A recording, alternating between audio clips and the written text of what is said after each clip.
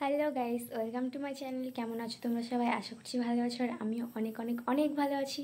তো আজকে তোমাদের সাথে নিয়ে চলে এসেছি নতুন একটা ভিডিও। তো আশা করি থাম্বনেল দেখে সেটা বুঝেই গেছো যে ভিডিওটা কেমন হতে চলেছে। আজকে কোনো ব্লগ নয়, একদমই আলাদা একটা ভিডিও নিয়ে চলে এসেছি তোমাদের সাথে। তো চলো, তবুও তোমাদের একবার বলে দিই, আজকে আমি বানাবো পাটিসাপটা পিঠে। আর আগেও একবার বানিয়েছিলাম, আজকে ফার্স্ট টাইম না, অবশ্য আগে একবার বানিয়েছিলাম, কিন্তু বাট সেদিন মা হেল্প করেছিল, মা সাথে ছিল। আর আজকে মা বাড়িতে নেই, তো আমি মাকে ফোন করে সবটা জেনে নিয়েছি।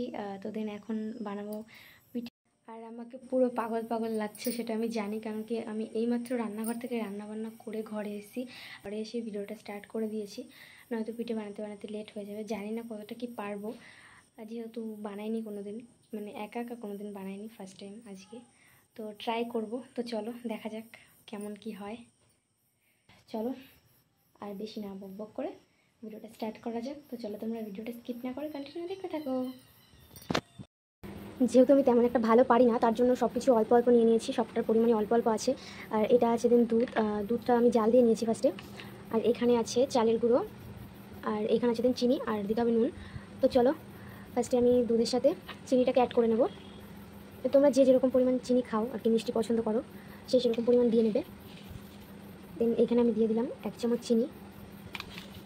যেহেতু মিষ্টিটা একটু বেশি পছন্দ করি, তো তার জন্য আমি একটু বেশি পরিমাণ চিনি দেবো।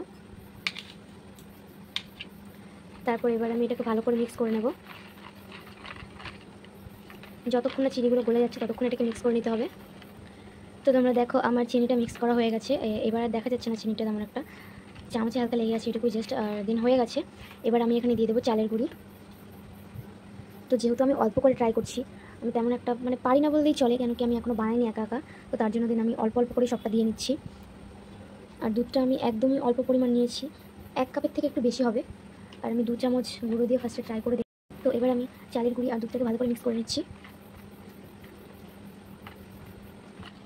আর এটাকে কিন্তু একদম মানে পাতলাও করলেও চলবে না, আবার একদম ঘন করলেও চলবে না, মিডিয়াম রাখতে হবে।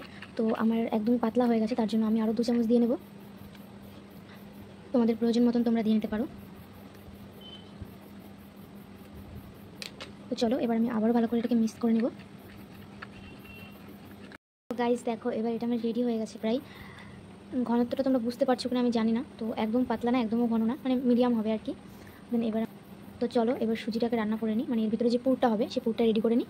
তারপরে এটা কড়াইতে দিয়ে দেখবো, যদি না হয় আমি আরও একটু গুঁড়ো মিশিয়ে নেব। তো চলো আর বকবক না করে যাওয়া যাক রান্নাঘরে। এটা আমার কাছে একটু পাতলা পাতলা মনে হচ্ছিলো, তার জন্য দেন আমি আরেকটু গুঁড়ো অ্যাড করে এটাকে একটু ঘন করে নিয়েছি। আর হ্যাঁ, একটা কথা তোমাদের বলতে ভুলে গেছি, এতে কিন্তু জল অ্যাড করা যাবে না, সম্পূর্ণটাই দুধ দিয়ে করতে হবে। তোমরা যতটা করবে দুধ দিয়ে করবে, জল দিলে কী হয় আমি জানি না, মা বলেছে জল দিতে নেই। তো চলো এটা রেডি হয়ে গেছে। এখানে আমি গ্যাসটা অন করে নিয়েছি, আর দেন কড়াইটাও বসিয়ে নিয়েছি। আর যেহেতু আমি একাই ভিডিওটা করছি, তো একটু প্রবলেম হচ্ছে। মা বাড়িতে থাকলে তো মা একটু হেল্প করে দেয়, ক্যামেরাটা ধরে দেয়। আর দেন এখানে আমাকে একা একাই সবটা করতে হচ্ছে, তো তাই তোমাদের সবটা দেখাতে পারছি না। আর এখানে দেন যা যা লাগবে সবটাই নিয়ে নিয়েছি। আর এখানে কড়াইটা যতক্ষণে একটু শুকোক, ততক্ষণে তোমাদের চলো একটা জিনিস দেখাই। দেখো এই জিনিসটা কার কার ভালো লাগছে কমেন্টে বলো। এত কিউট একটা জিনিস, আমার তো এটা বেশ ভালো লেগেছে। আর এটার দাম শুনলে তোমরা আরও অবাক হবে। এটার দাম মাত্র 6 টাকা। আমার এত ভালো লেগেছে জিনিসটা, কি বলবো। আর মেলায় গিয়ে যখন আমি প্রথম দেখলাম, মানে সাথে সাথে আমি কিনে নিয়েছি, খুব পছন্দ হয়েছে আমার জিনিসটা। আর এটা নিয়ে এটাকে একটু সুজি দিয়ে নেবো।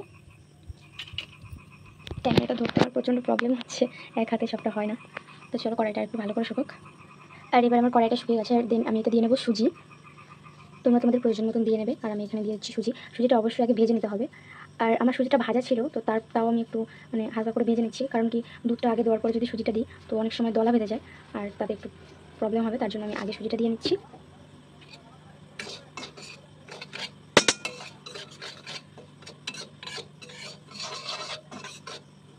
গ্যাসের একটু মিডিয়াম করে দেবো আঁচটা। তো আমার সুজিটা যেহেতু ভাজা ছিল, তো আমি বেশি লেট করবো না। তো এবার আমি এতে দিয়ে দেবো দুধ। দেন দুধটা আমি আগে থেকে জাল দিয়ে রেখেছিলাম, তো পরিমাণ মতন দিয়ে নেবো দুধ। তো গাইস আমি এখানে ছোট্ট একটা ভুল করে ফেলেছিলাম, যার জন্য আমি আর ভিডিওটা কন্টিনিউ করতে পারিনি। এখানে কী হয়েছে, দুধ দিতে হয় আর সুজিটা নাড়তে হয়, আমি সেটা না করে একবারে দুধটা ঢেলে দিয়েছি। তোমাদের সাথে কথা বলতে বলতে আমার সেটা মনেই ছিল না। তো দেখো আমার পুরটা রেডি হয়ে গেছে। তো আমি এবার গ্যাসটা জ্বালিয়ে নেবো আবার। অফ করে দিয়েছিলাম, কারণ কড়াইটা সুজি রান্নার পরে কড়াইটা ভালো করে ধুয়ে নিতে হবে। তো দেন এবার আমি কড়াইটা ধুয়ে নিয়েছি ভালো করে, এবার এটা ভালো করে শুকাতে হবে, নয়তো পিঠাটা উঠতে চাইবে না। তো চলো দেখা যাক কী হয়। তো গাইজ আমি এখন বাড়িতে নিয়ে নিয়েছি কিছুটা তেল আর নিয়ে নিয়েছি একটা ব্রাশ। তো এবার এটা দিয়ে আমি কড়াইতে একটু তেল লাগিয়ে নেবো, অবশ্যই করে তেলটা লাগাতে হবে, নয়তো হবে না, কিছু উঠতে চাইবে না। চলো এবার লাগিয়ে নেবে। আর গ্যাসের আঁচ তো ভালো করে তেলটা লাগিয়ে নিয়েছি, দেখতে পাচ্ছ এভাবে ঠিক লাগিয়ে নিতে হবে। তারপর এবার যে চালের গুঁড়ো আর দুধ দিয়ে যে মিশ্রণটা করেছিলাম, এবার এটা কিছুটা করে দিতে হবে। এবার কড়াইয়ের দুধ সাইডটা ধরে এভাবে স্টিক গোল একটা শেপ দিয়ে নিতে হবে, কড়াইটা ঘুরিয়ে ঘুরিয়ে, তাতে কি পিঠাটা সুন্দর দেখতে লাগবে। এটা যেহেতু প্রথম পিঠা, তাই অল্প করে পুর দিয়ে নিলাম। আর আমি ক্যামেরাটা আর একা একা এক হাতে ধরে রাখতে পারছিলাম না, তার জন্য আমি বোনকে ডেকে নিলাম, আর বোন আমার ক্যামেরাটা ধরে দিচ্ছিলো। আর দেন দেখো এই পিঠাটা এত সুন্দর হচ্ছিলো, এটা ফার্স্ট পিঠে আর কি। এটা মোটামুটি তাও ভালোই হয়েছে। এরপর থেকে যে কী হচ্ছিলো ভগবানই জানে, আমি কিছুই বুঝতে পারছিলাম না। একটা পিঠেও ভালো হচ্ছিলো না, প্রত্যেকটা পিঠে নষ্ট হয়ে যাচ্ছিলো। এই একটা পিঠেই ভালো হয়েছে, আর লাস্টে দুটো তিনটে ভালো হয়েছে। তো চলো দেখো, পিঠে ভালো হচ্ছিলো না এই কারণে আমার প্রচণ্ড রাগ হচ্ছিলো, তার জন্য আমি ভিডিওটা কন্টিনিউ করতে পারিনি।